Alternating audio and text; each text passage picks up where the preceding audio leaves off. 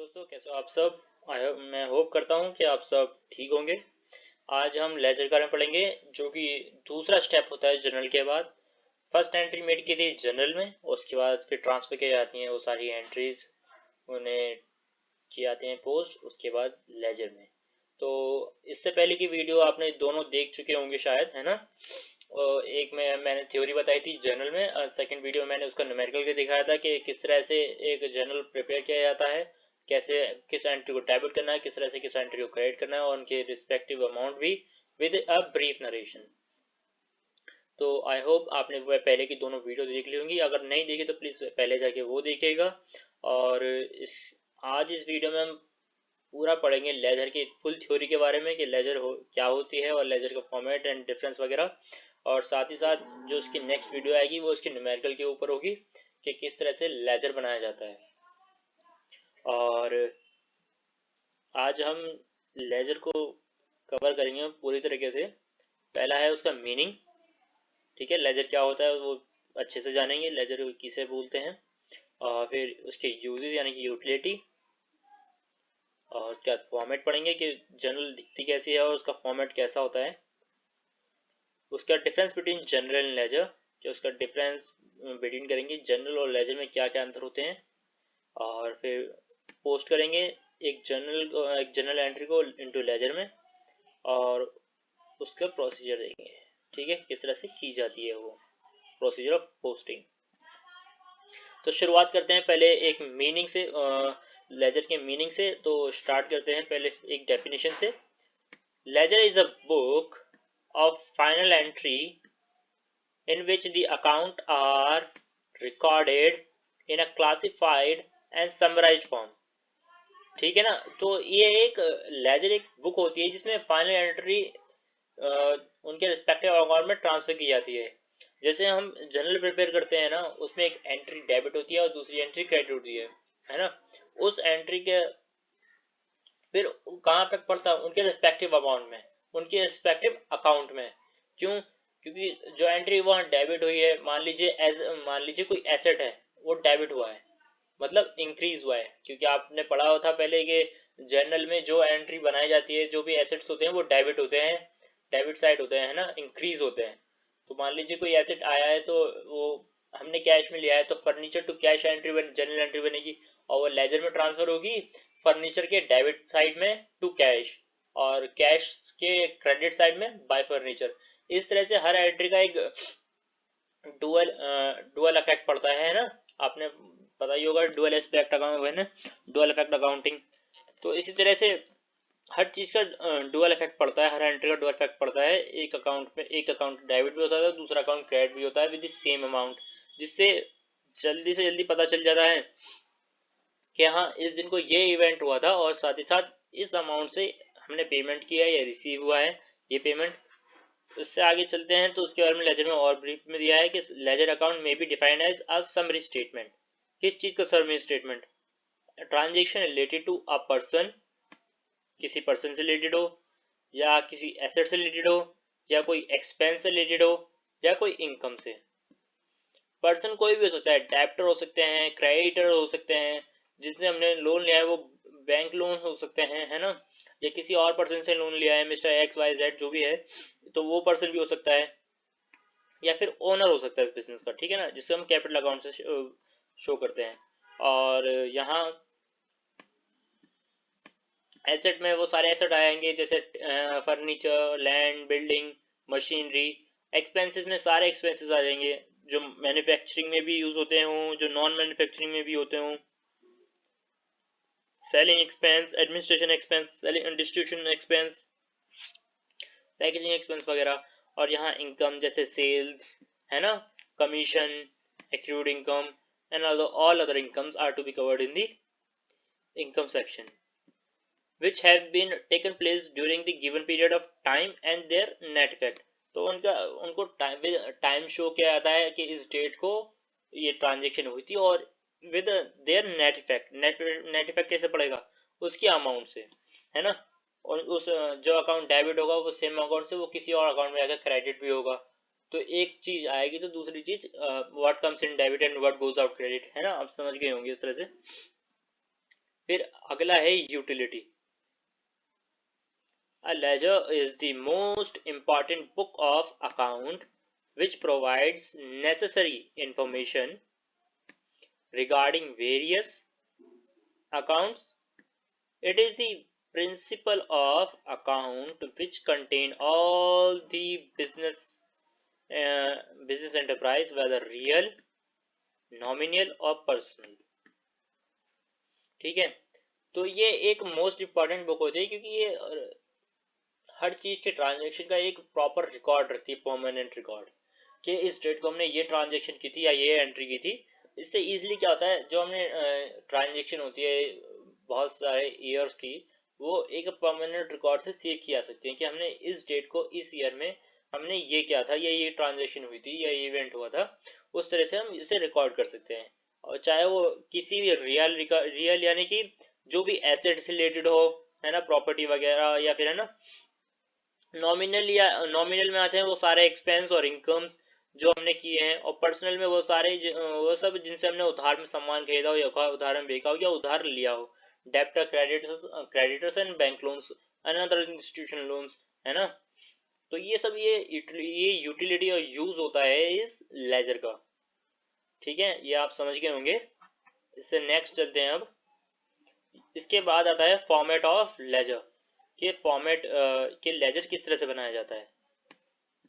ठीक है, अकाउंट, यहाँ नेम ऑफ द अकाउंट, किस नाम से बनाया जा रहा है, चाहे कैपिटल अकाउंट है, कैश अकाउंट है, बिल्डिंग अकाउंट है, मशीनरी अकाउंट है, या फिर कोई इनकम सेल्स अकाउंट है, एक्रूड इनकम अकाउंट है, discount receive, discount allowed account है, जो भी अकाउंट है वो यहाँ आएगा।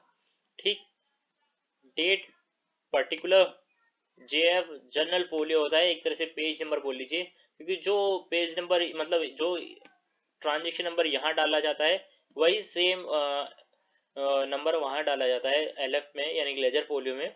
इससे क्या होता है, एंट्रीज मैच करना आसान होती है कि वहाँ जो ट्रांजेक्शन बनाई गई थी वो यहाँ पे भी बनाई गई है, सेम अकाउंट में सेम जगह डेबिट हुई है ना, और सेम अमाउंट से हुई है, तो इजीली ट्रांजेक्शन कर सकते, ट्रैक कर सकते हैं। और यहाँ पर भी वही है, और यहाँ पे होता है डेबिट, वो मैं शायद लिखना भूल गया, यहाँ होता है डेबिट और यहाँ होता है क्रेडिट। तो ये डेबिट साइड अकाउंट, ये डेबिट साइड होती है अकाउंट की, ठीक है, और ये होती है क्रेडिट साइड अकाउंट की। जो भी चीज यहाँ डेबिट होगी, मान लीजिए कोई एसेट अकाउंट है, मशीनरी अकाउंट है, ये मान लीजिए, है ना, ये मशीनरी अकाउंट है,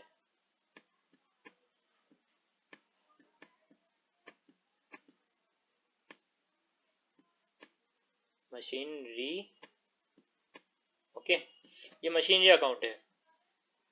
अब मान लीजिए कोई मशीनरी जोड़ी हमने, तो वो इस जगह आएगी, ये डेबिट साइड में इस डेट पे रिकॉर्ड की जाएगी यहाँ पर, और यहाँ पर वो ट्रांजेक्शन मेड की जाएगी विद रिस्पेक्टिव अकाउंट। अब वो मशीनरी हमने उधार पे खरीदी है या फिर कैश में खरीदी है, वो उस साइड जाकर वहाँ पे उनके क्रेडिट साइड चली जाएगी, या वो हो जाएगी, माइनस की जाएगी उनके अकाउंट से। ठीक है, उसने और हमारे ये मशीनरी हमसे लिख दिया जाएगी कि उन्होंने हमें मशीनरी सप्लाई की थी कैश पे, क्रेडिट पे, जिस तरह से भी। तो और कोई मशीनरी जाएगी या डिसॉल्व कर दी हमने, सेल कर दी, तो यहाँ क्रेडिट साइड के अकाउंट, क्रेडिट साइड दिखाई जाएगी लेजर अकाउंट में। ठीक है, उसके बाद आता है एक डिफरेंस बिटवीन जर्नल के बीच में और लेजर के बीच में, जो कि ज़रूरी भी है कि हमें पता भी चलना चाहिए कि जर्नल और लेजर के बीच में एक मेन डिफरेंस क्या है। पहले आता है nature. Journal are the books of original और prime, all the transactions are first of all recorded in these book. This is journal and subsidiary books. पहले ट्रांजेक्शन कहाँ बनाई जाती हैं, पहले ट्रांजेक्शन बनाई जाती है जर्नल में और सब्सिडरी बुक्स में। ठीक है, परचेज बुक है ना, और सेल्स बुक वगैरह होती हैं, उनमें ट्रांसफर की जाती हैं पहले एंट्रीज, जिससे फिर बाद में लेजर प्रिपेयर की जाती है। जैसे कि जर्नल बनाए हमने जैसे भी प्रीवियस वीडियो में भी जर्नल बनाई थी, तो आपने देखा होगा कि कुछ एंट्रीज डेबिट हुई, कुछ एंट्री क्रेडिट हुई, सेम अकाउंट सेम अमाउंट से, और एक नरेशन के साथ। फिर वो उसके बाद ट्रांसफर का होता है, उनका सेकंड स्टेप होता है, वो होता है लेजर। हाँ, ledger is a book of final and secondary transaction, ठीक है, already recorded in journal and later transferred to the ledger. वो कहाँ पहले रिकॉर्ड होती हैं? Already recorded in journal and later transfer to the ledger. उसके बाद वो कहाँ ट्रांसफर की जाती हैं? वो लेजर में ट्रांसफर की जाती हैं। बेसिस ऑफ प्रिपरेशन, किस बेस पे की जाती है prepare? These books are prepare on the basis of source document. जैसे कि मैंने जनरल वीडियो बनाई थी, उसके थ्योरी में समझाया था कि हम ये जो जनरल एंट्री बनाती है किस बेस पे बनाती है, एक एविडेंस पे बनाते हैं कि हमने ये एविडेंस के बेस पे, जैसे वाउचर्स होते हैं, इनवॉइसेस होते हैं, उन बेस पे वो एंट्री बनाई जाती है। जैसे हमने कोई मशीनरी परचेज की तो उसका एक बिल होता है या इनवॉइस आता है, उस इनवॉइस के बेस पर है ना उस एंट्री को रिकॉर्ड किया जाता है। वो एक सोर्स डॉक्यूमेंट होता है और उस डॉक्यूमेंट को संभाल के रखा जाता है फॉर फ्यूचर यूज या फ्यूचर नीड के लिए। अगर हमें जानना पड़ा है कि ये मशीनरी हमने कहाँ से खरीदी थी, किस अमाउंट पे ली थी और किससे ली थी, तो उस डॉक्यूमेंट को हम संभाल के रखते हैं एज अ सोर्स डॉक्यूमेंट, या हमें किसी को कभी शो करना हो गया जरूरी तो फिर हम उसे संभाल के रखते हैं। फिर उसके बाद this book is prepared on the basis of original entry. ये पहला स्टेप होता है, तो ये दूसरा स्टेप होता है। जो एंट्री यहाँ बनती है तो वो एंट्री और उसके बाद कहाँ बनाई जाती है? वो बनाई जाती है फिर जर्नल, वो लेजर में। पहले जर्नल बनाई जाती है तो उसके बाद फिर लेजर बनाई जाती है। State of recording, the transaction are recorded in a chronological order. ठीक है, क्रोनोलॉजिकल ऑर्डर मतलब या तो सीक्वेंस वाइज, जो पहले एंट्री हुई है वो पहले आएगी, फिर जो उसके बाद हुई वो उसके बाद, या फिर date order. Date order follow किया जाए, जो 1 दिसंबर को हुई है वो 1 दिसंबर रिकॉर्ड होगी, और जो 2 दिसंबर में रिकॉर्ड हुई है वो 2 दिसंबर को ही रिकॉर्ड होगी। यानी कि डेट डेट कॉलम में भी डेट लिखने से उससे एक फायदा होता है कि हमें ट्रांजेक्शन को याद करने की जरूरत नहीं कि हमने उस दिन को क्या किया था। हम सीधा जर्नल खोलते हैं या लेजर खोलते हैं, उससे पता कर सकते हैं कि हमने इस दिन को और ये ट्रांजेक्शन या हमने ये ट्रांजेक्शन किए हैं, इवेंट्स किए हैं। ठीक है, व्हेन दे टेक प्लेस। उसके बाद उसका सेकंड स्टेप होता है recording of entries in ledger is is second stage. ये दूसरा स्टेज होता है of recording any transaction after journal. उसके बाद आता है मतलब इतने डिफरेंस चल रहा है, तो इस फोर्थ डिफरेंस है नेक्स्ट स्टेज। उसके बाद हमने पहले पढ़ा कि ये स्टेज कौन सा होता है, तो उसके बाद नेक्स्ट स्टेज क्या होता है? तो जर्नल का नेक्स्ट स्टेज ही लेजर होता है। From the books of original entry, यानी कि journal, entries are transfer to the ledger. जो एंट्रीज होती हैं वो कहाँ ट्रांसफर की जाती हैं? वो एंट्रीज ट्रांसफर की जाती हैं लेजर में। और फ्रॉम लेजर दो अकाउंट बनाए जाते हैं। उसके बाद पहला एक वर्किंग पेपर कह लीजिए, जिसे हम बोलते हैं trial balance, is drawn first to check the arithmetical accuracy.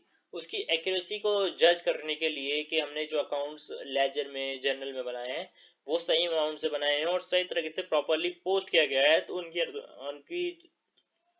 Accuracy कैसे चेक की जाती है? उनकी एक्यूरेसी चेक की जाती है ट्रायल बैलेंस की मदद से। उसके बाद फिर बनाया जाता है फाइनल अकाउंट। तो उसका नेक्स्ट स्टेप क्या होता है? Final account. फाइनल अकाउंट में ट्रेडिंग, P&L, बैलेंस शीट, ये सब बनाए जाते हैं, है ना। And prepared from A trial balance and various other information. उसके बाद और भी other statements and accounts prepare किए जाते हैं for various future earn financial need. उसके बाद का जो डिफरेंस बिटवीन है वो है process. The process of recording entry in the book, in this book is called journalising. ठीक है, जो एंट्री हम रिकॉर्ड करते हैं जर्नल में उसे हम कहते हैं जर्नलाइजिंग, और जो एंट्री हम रिकॉर्ड करते हैं लेजर में उसे हम बोलते हैं पोस्टिंग। ठीक है, accuracy check, the accuracy of this book can not be tested. जो हम जैसे मान लीजिए किसी बिल के बेस पे या किसी वाउचर के बेस पे हम एंट्री मेड कर देते हैं। अब वो वाउचर हम मतलब है ना, उसकी एक्यूरेसी बस उसी तरह से ही चेक हो सकती है और बाकी और किसी तरह से चेक नहीं की जा सकती, क्योंकि वो एंट्री उस बेस पे बनाई गई है। ठीक है, उसके अलावा कोई और चीज मतलब कोई और तरीका नहीं है उस एंट्री को टेस्ट करने का। और यहाँ accuracy of the ledger account is tested by preparing a trial balance. यहाँ मैंने जैसे बताया था कि एक अर्थमेटिकल टूल होता है जिससे हम अर्थमेटिक एक्यूरेसी चेक कर सकते हैं। एक वर्किंग पेपर होता है जिसे हम बोलते हैं, जिसमें कुछ अकाउंट डेबिट करते हैं तो कुछ अकाउंट क्रेडिट करते हैं।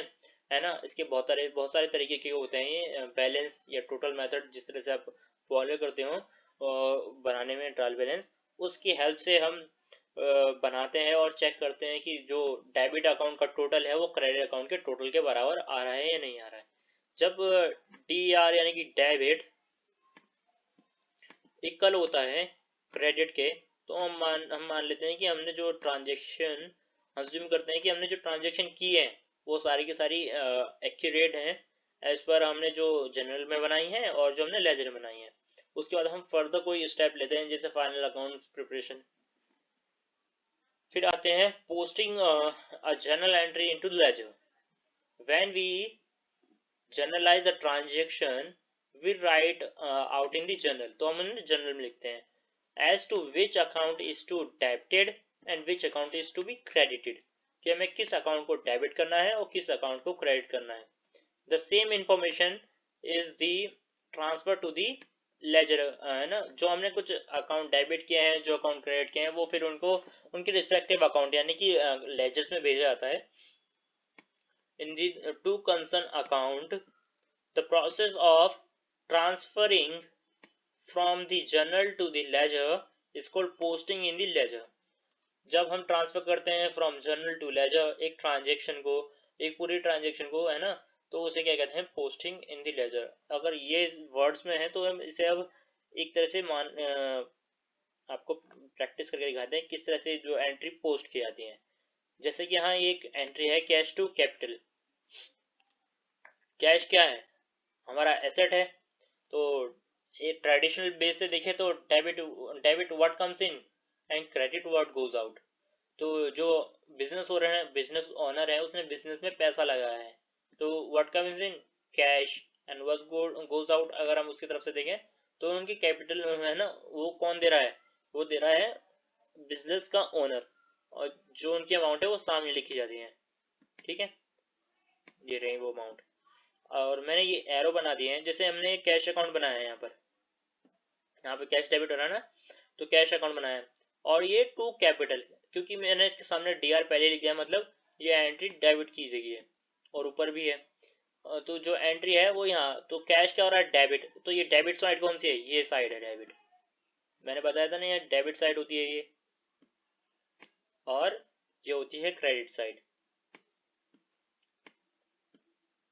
ठीक है, ये डेबिट साइड होती है और ये क्रेडिट साइड होती है। अब यहाँ पर कैश क्या हो रहा है, डेबिट हो रहा है। ठीक है ना, यहाँ देखो ये डेबिट हो रहा है, तो यहाँ पर जो भी अमाउंट आएगी वो यहाँ इसके डेबिट साइड आएगी कैश अकाउंट के, पर वो अपने नाम से नहीं आएगी, वो उसके कैश, हम कैश टू कैश तो नहीं लिखेंगे, यहाँ आएगा कैश टू कैपिटल अकाउंट।